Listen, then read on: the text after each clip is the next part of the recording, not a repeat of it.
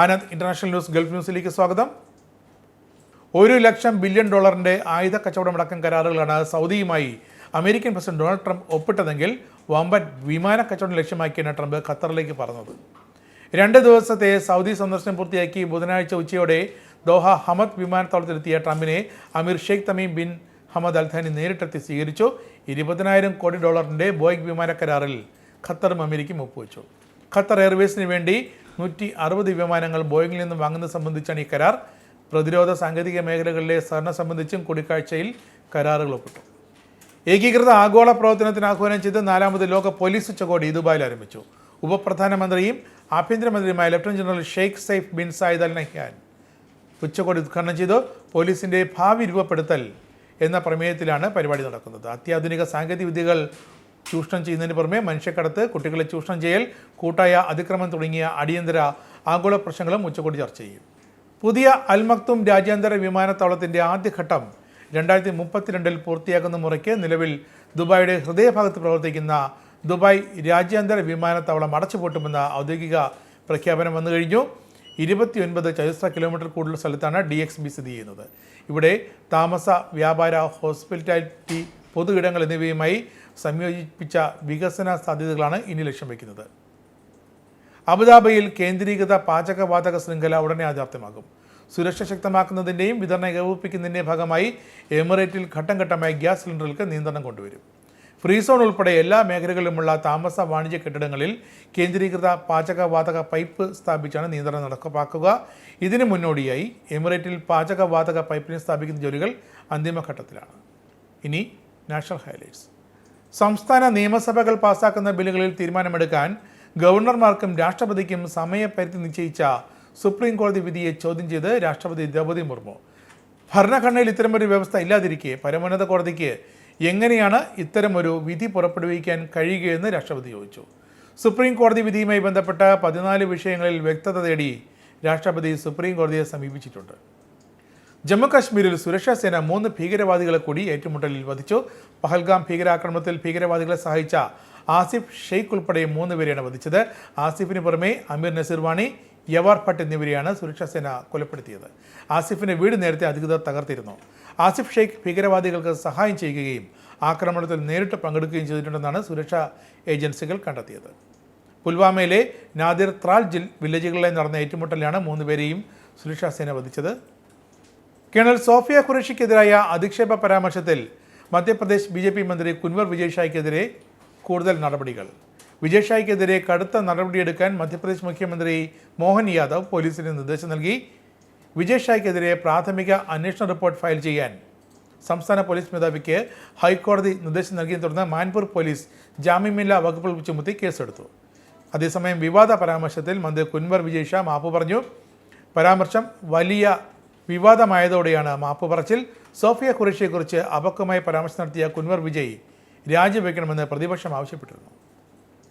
ബീഹാറിലെ ദർഭംഗ ജില്ലയിലെ പരിപാടികളിൽ പങ്കെടുക്കാൻ ലോക്സഭാ പ്രതിപക്ഷ നേതാവ് രാഹുൽ ഗാന്ധിക്ക് അധികൃതർ അനുമതി നിഷേധിച്ചെന്ന് കോൺഗ്രസ് ആരോപിച്ചു. ദർഭംഗയിലെ അംബേദ്കർ ഹോസ്റ്റലിൽ നിശ്ചയിച്ചിരുന്ന ദളിത് വിദ്യാർത്ഥികളുമായുള്ള രാഹുൽ ഗാന്ധിയുടെ സംവാദത്തിനാണ് ജില്ലാ ഭരണകൂടം അനുമതി നിഷേധിച്ചത്. സംസ്ഥാനത്തെ JDU BJP സർക്കാരാണ് നടപടിക്ക് പിന്നിലെന്ന് കോൺഗ്രസ് ആരോപിച്ചു. കോൺഗ്രസിന്റെ ശിക്ഷാ ന്യായ സംവാദ് ക്യാമ്പയിന്റെ ഭാഗമായാണ് വിദ്യാർത്ഥികളുമായുള്ള സംവാദം. സാമൂഹിക പരിഷ്കർത്താക്കളായ ജ്യോതിറാവു ഫുലെയെയും സാവിത്രിഭായ് ഫുലെയും കുറിച്ച് അടുത്തിടെ പുറത്തിറങ്ങിയ ഹിന്ദി സിനിമയായ ഫുലെയും സമുദായങ്ങളിലെ വിദ്യാർത്ഥികൾക്കൊപ്പം രാഹുൽ ഗാന്ധി കാണാൻ ഇരുന്നതാണ്. ഇനി കേരള ഹൈലൈറ്റ്സ്. CPM സ്ഥാനാർത്ഥിക്കായി തപാൽ വോട്ട് പൊട്ടിച്ച് തിരുത്തിയിട്ടുണ്ടെന്ന വെളിപ്പെടുത്തലുമായി മുതിർന്ന CP നേതാവ് G സുധാകരൻ 36 വർഷം മുമ്പ് ആലപ്പുഴയിൽ മത്സരിച്ച KV ദേവദാസിന് വേണ്ടിയാണ് കൃത്രിമത്വം നടത്തിയത്. ഇനി തെരഞ്ഞെടുപ്പ് കമ്മീഷൻ തനിക്കെതിരെ കേസെടുത്താലും കുഴപ്പമില്ലെന്നും G സുധാകരൻ പറയുന്നു. കേരള NGO യൂണിയൻ സംസ്ഥാന സമ്മേളനത്തോടനുബന്ധിച്ചാണ് സുധാകരൻ ഈ വെളിപ്പെടുത്തൽ നടത്തിയത്. നെഹ്റു യുവകേന്ദ്രയുടെ പേര് മാറ്റിയ കേന്ദ്ര സർക്കാരിനെതിരെ വിമർശനവുമായി രാജ്യസഭ MP A റഹീം. നെഹ്റുവിനോട് വലിയ വെറുപ്പാണ് മോദി സർക്കാർ പുലർത്തുന്നതെന്ന് റഹീം പറഞ്ഞു.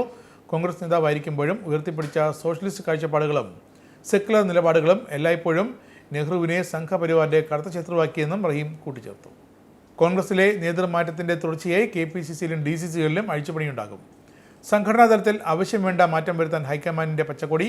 തദ്ദേശ തിരഞ്ഞെടുപ്പ് അടുത്തിരിക്കെ 1 മാസത്തിനുള്ളിൽ തുടർമാറ്റം കൊണ്ടുവരാനാണ് ലക്ഷ്യം. പുതിയ നേതൃത്വം ആദ്യം ഏറ്റെടുക്കുന്ന വെല്ലുവിളിയാകും പുനഃസംഘടന. തിരുവനന്തപുരത്ത് ജൂനിയർ അഭിഭാഷകയെ ക്രൂരമായി മർദ്ദിച്ച സംഭവത്തിൽ അഭിഭാഷകൻ ബെയിലിൻ ദാസിന് സംസ്ഥാന ബാർ കൗൺസിൽ വിലക്കേർപ്പെടുത്തി. കാരണം കാണിക്കൽ നോട്ടീസ് നൽകുമെന്നും ബാർ കൗൺസിൽ ഭാരവാഹികൾ അറിയിച്ചു. കോടതിയിൽ പ്രാക്ടീസ് ചെയ്യുന്നതിനാണ് ബെയിലിൻ ദാസിന് വിലക്കേർപ്പെടുത്തിയിരിക്കുന്നത്. അച്ചടക്ക സമിതിയുടെ അന്തിമ തീരുമാനം വരുന്നത് വരെയാണ് വിലക്ക്. തിരുവനന്തപുരത്തെ വഞ്ചൂർ കോടതിയിലെ ജൂനിയർ അഭിഭാഷകയായ പാറശാല സ്വദേശി ശ്യാമിലിയെയാണ് സീനിയർ അഭിഭാഷകനായ ബെയിലിൻ ദാസ് ക്രൂരമായി മർദ്ദിച്ചത്. അടിയേറ്റ് കണ്ണിനും തടിയിലുകൾക്കും പരിക്കേറ്റ ശ്യാമിലി കഴിഞ്ഞ ദിവസം ചികിത്സ തേടിയിരുന്നു. കൈകൊണ്ടും നിലം തുടയ്ക്കാൻ ഉപയോഗിക്കുന്ന മോപ്സ്റ്റിക് കൊണ്ടും സീനിയർ അഭിഭാഷകൻ ക്രൂരമായി മർദ്ദിച്ചെന്നാണ് ശ്യാമിലിയുടെ മൊഴി. ബുധനാഴ്ച വനിതാ കമ്മീഷൻ അംഗങ്ങൾ ശ്യാമിലി സന്ദർശിച്ച് മൊഴി രേഖപ്പെടുത്തി. മന്ത്രി പി രാജീവും ശ്യാമിലി സന്ദർശിക്കാനെത്തിയിരുന്നു.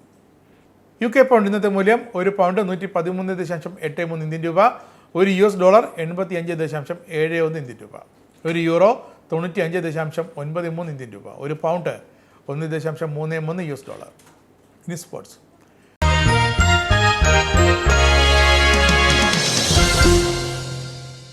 ടെസ്റ്റ് ക്രിക്കറ്റിൽ നിന്നും വിരമിക്കൽ പ്രഖ്യാപിച്ചെങ്കിലും വിരാട് കോഹ്ലിയെയും രോഹിത് ശർമ്മയെയും BCCIയുടെ സെൻട്രൽ കോൺട്രാക്റ്റിൽ നിന്നും തരം താഴ്ത്തില്ലെന്ന് apex body secretary Devajit Saikia.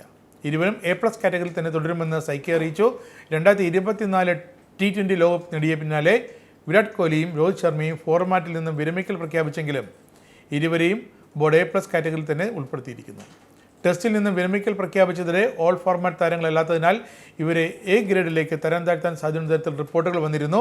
എന്നാൽ എല്ലാ ഊഹാപോഹങ്ങളെയും നിഷേധിച്ചുകൊണ്ടാണ് ഇപ്പോൾ BCCIയുടെ A+ കാറ്റഗറി തുടരുന്നതായി അറിയിപ്പ് വന്നത്. KCA പിങ്ക് T20 ചലഞ്ചേഴ്സ് വനിതാ ക്രിക്കറ്റ് ടൂർണമെൻറ്റിൻ്റെ ഫൈനലിൽ എമറാൾഡും പേൾസും ഏറ്റുമുട്ടും.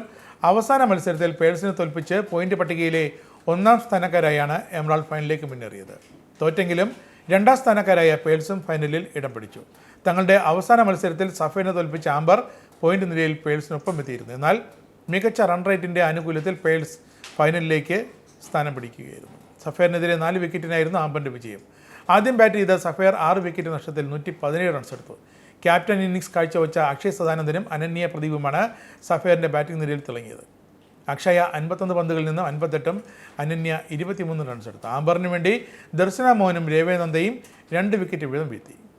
മറുപടി ബാറ്റിംഗ് ഇറങ്ങിയ ആംബറിന് 44 റൺസ് നേടി പുറത്താകെ നിന്ന ക്യാപ്റ്റൻ സജന സജീവിൻ്റെ ഇന്നിംഗ്സാണ് വിജയമൊരുക്കിയത്. സഫേറിനോട് മനസ്സിൽ പോറ്റി 3 വിക്കറ്റ് വീഴ്ത്തി. സജന സജീവിനാണ് പ്ലെയർ ഓഫ് ദി മാച്ച്.